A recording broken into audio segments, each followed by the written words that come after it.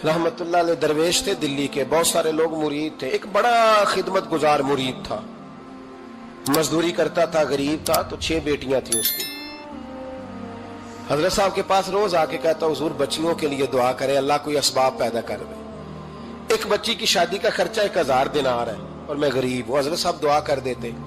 खानका शरीफ के थोड़े ही फासले पर, हजरत जहां बैठ के मुरीदों की तरबियत करते थे, उससे थोड़ा ही फासले पर ना एक ईसाई रहता था, बड़ा मालदार था, बड़ी सारे ऊंट, गायें, भेड़, बकरियां रखी हुई थी और हजरत शरफुद्दीन रहमतुल्लाह अलैह की बड़ी मुखालफत करता था। और ये जो आपका गरीब मुरीद था, ये उसका पड़ोसी था। एक दिन बुला के ना उनको कहने लगा कि तू किधर जाके जो है वो टकरे मार रहा है, वहां से कुछ नहीं मिलने वाला। वो तुझे क्या देंगे जिनकी खानका खुद चंदे पे चलती है, मदरसा चंदे पे चलता है, मस्जिद चंदे पे चलती है, तेरी बेटी का मामला कहां हल होगा? तो उस दरवेश ने कहा कि तू मेरे पीर को नहीं जानता, तू अजय मेरा महबूब नहीं डिठा, तो पता नहीं ना, तू इस रास्ते का मुसाफिर नहीं, तू नहीं जानता। उनका बस चले ना तो वो हर कीमत में मेरी बेटियों की शादी करा दे। अब वो ईसाई था, कहने लगा अच्छा चलो ठीक है, अगर इतनी बात है ना तो जाओ उनसे जाके कह दो कि 6 साल के लिए मेरे साथ मुआहदा कर लें, तो मेरे जानवरों को चारा डाल दिया करे, 6 साल ड्यूटी करे, मैं 6000 दिनार दे देता हूं। वो मेरे साथ 6 साल मेरे जानवरों को चारा डाले रखते हैं ना, अब चारा डालने के लिए एडवांस पैसे दे के। अब तो लोग उन्हें भी गुलाम ही बना लेते हैं, बड़ी थोड़ी तनख्वाह देते हैं, जुल्म करते हैं, पूरा मुआवजा नहीं देते।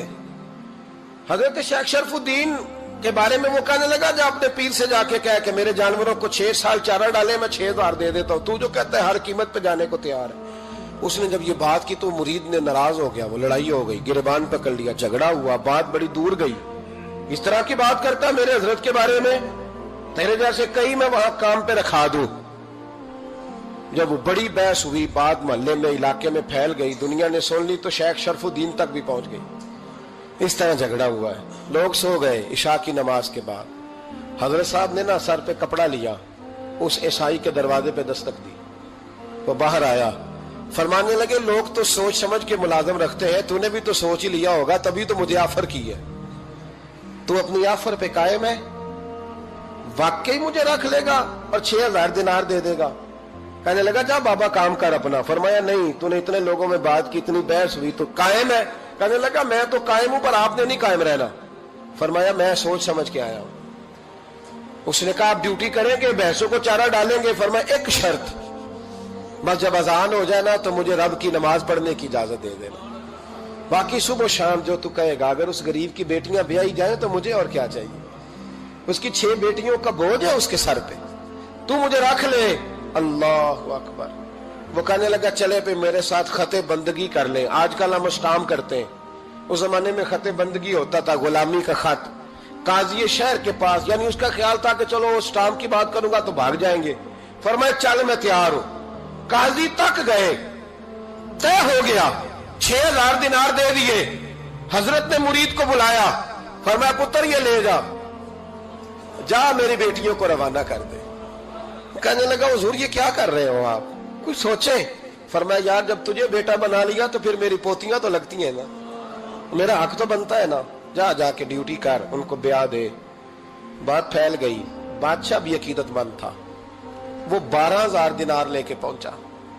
क्या बताऊं इन रब के बंदों का दिल कैसा होता है, क्या दर्द होता है, क्या रंग। 12000 दिनार लेके बादशाह आया और आके हजरत को पेश किए, का हुजूर आप दें इस ईसाई को, डबल दें और जाए काम करें।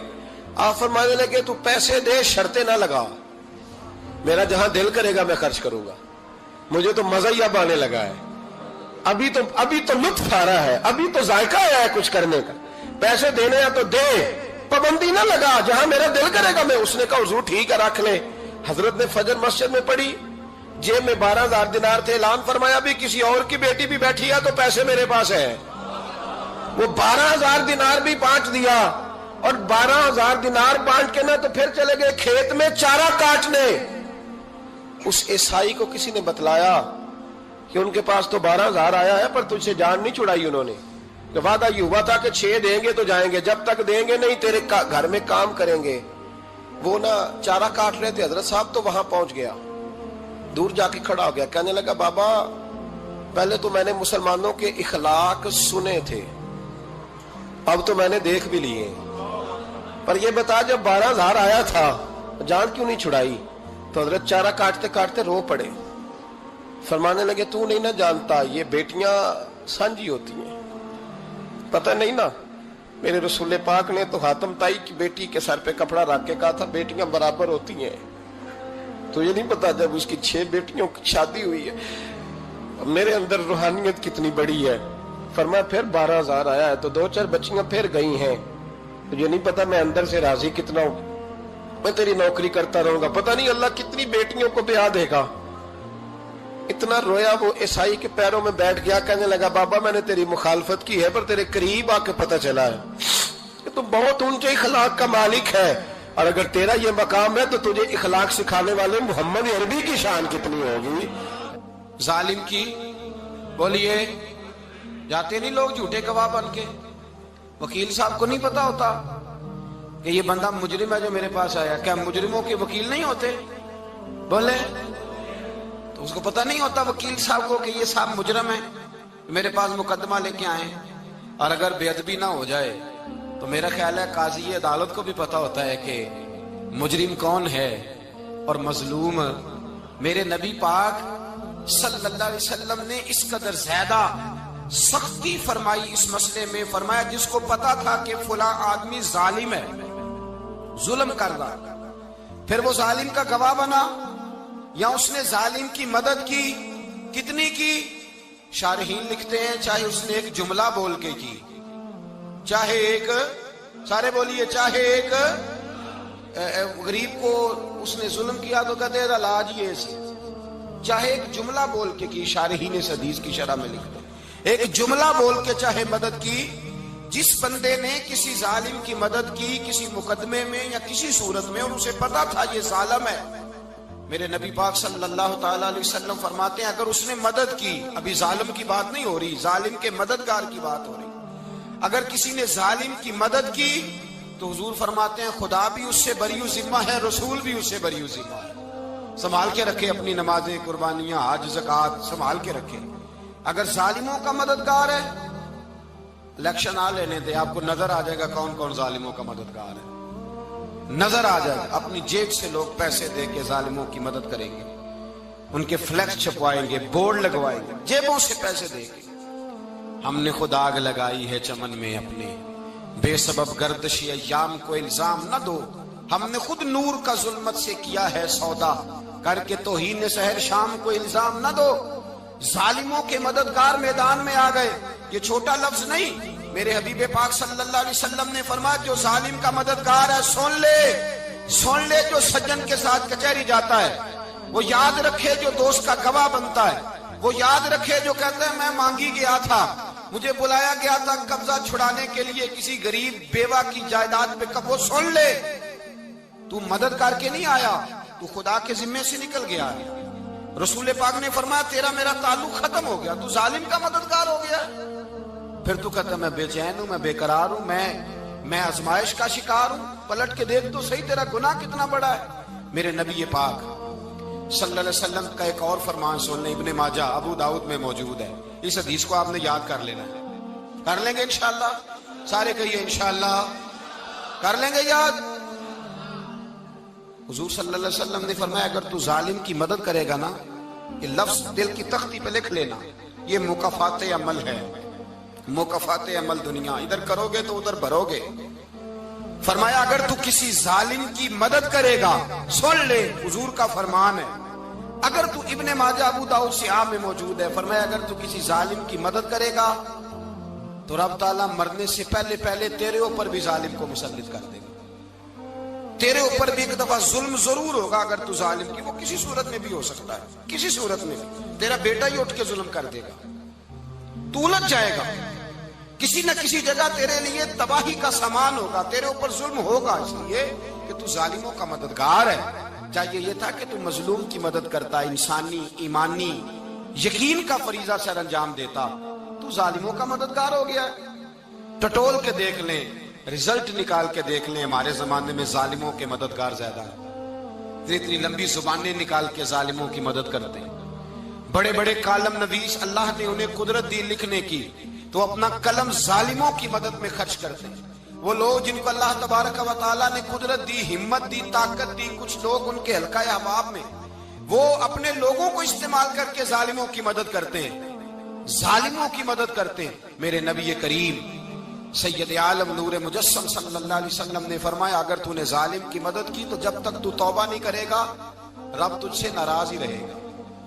اللہ تجھ سے، او بھائی جس سے رب بھی ناراض ہو گیا، نہ کھانا نہ پینا نہ سونا نہ جاگنا نہ نیند، پھر تیری ہر چیز تیرے لیے آزمائش ہو جائے گی، پھر تیرا سایہ بھی تیرے لیے خوف کا سامان بنے گا، پھر زندگی جیتی جاگتی لاش بن جائے گی، تو اپنے کندھوں پر اپنی میت اٹھائے پھرے گا جب تو ظالم کا مددگار ہوگا۔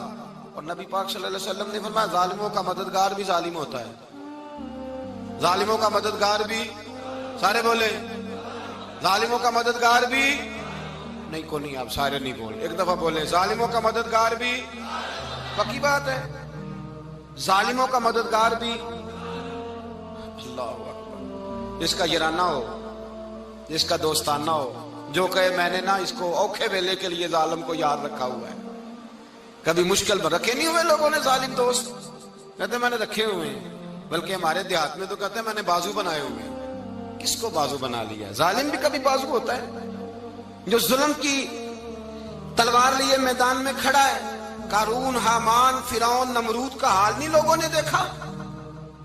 اپنے زمانے میں آپ نے کتنے لوگ نہیں دیکھے جن کے سائے سے، آواز سے لوگ کانپتے تھے؟ پھر پولیس کی گاڑیوں میں وہ اس طرح مردہ پڑے کہ دنیا نے تماشا دیکھا ان کا۔ یہ رنگ ہم نے دیکھے نہیں اپنے آنکھوں سے۔ فرمایا ظالم کا مددگار بھی، جو کار میں بٹھا کے لے کے گیا وہ بھی ظالم، جس نے چائے پلائی وہ بھی، جس شخص نے کھانا کھلایا وہ بھی، جو کچہری تک ساتھ گیا وہ بھی، جس نے فلیکس کے نیچے، بڑے شرابی کے نیچے چھوٹی اپنی فوٹو لگائی وہ بھی، جو ووٹ کی پرچی ڈالنے گیا وہ بھی۔ کہہ دینا باہر نکل کے کہ حضرت صاحب نے سیاسی تقریر کی ہے، کہہ دینا، پر بات تو سچی ہے نا۔ خو کرے ہم تو سے تھوڑا سا گلا بھی سن لے، خو کرے ہم تو سے تھوڑا سا بھی گلا۔ امام مالک کے پاس ایک بندہ آیا، اس نے کہا حضور میں درزی ہوں، ایک ظالم بادشاہ مجھ سے کپڑے سلواتا ہے، میں تو ظالموں کا مددگار نہیں نا۔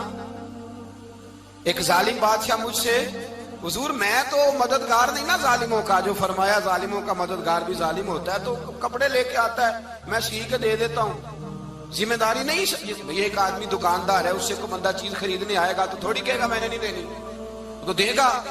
کوئی بندہ اگر کسی شخص سے کوئی کام کہتا ہے جو اس کی فیلڈ ہے، اس کا شعبہ ہے، اس کا معاش کا وہ سلسلہ ہے، کہتے ہیں یا رسول اللہ صلی اللہ علیہ وسلم ظالموں کا مددگار بھی ظالم، حضور نے فرما دیا۔ تو امام مالک سے بندے نے مسئلہ پوچھا، دل کی تختی پہ لکھنے والی باتیں ہیں، کہا حضور میں درزی ہوں، ظالم کپڑے سلواتے ہیں، میں تو مددگار نہیں نا۔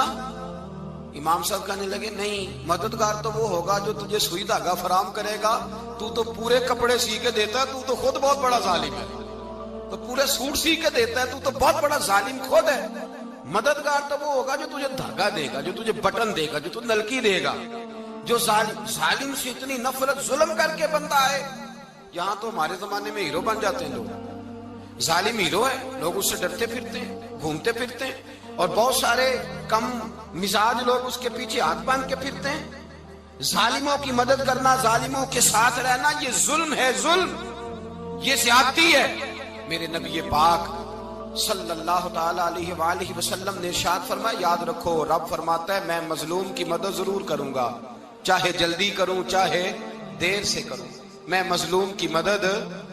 اور حضور صلی اللہ علیہ وسلم نے فرمایا ہے، حضرت معاذ بن جبل کہتے ہیں حضور نے مجھے یمن کا گورنر بنایا، جب میں جانے لگا نا تو حضور نے بڑی نصیحتیں کی، بخاری میں موجود ہے، فرماتے ہیں جب میں پلٹنے لگا تو میرے رسول نے فرمایا معاذ ایک منٹ ٹھہر جا، ایک بات میری یاد رکھنا، اس کو نہ بھولنا۔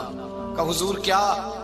فرمایا دیکھنا کسی پہ ظلم نہ کر بیٹھنا، کہیں تجھ سے زیادتی نہ ہو جائے۔ محبوبہ پھر حضور نے فرمایا سن میرے معاذ، میں تجھے گورنر بنا رہا ہوں، زیادتی نہ کر بیٹھنا۔ یا رسول اللہ صلی اللہ علیہ وسلم کیا ہوتا ہے؟ تو میرے کریم نے فرمایا جب مظلوم دعا کے لیے ہاتھ اٹھاتا ہے تو عرش کا مالک کہتا ہے فرشتوں پیچھے ہٹ جاؤ،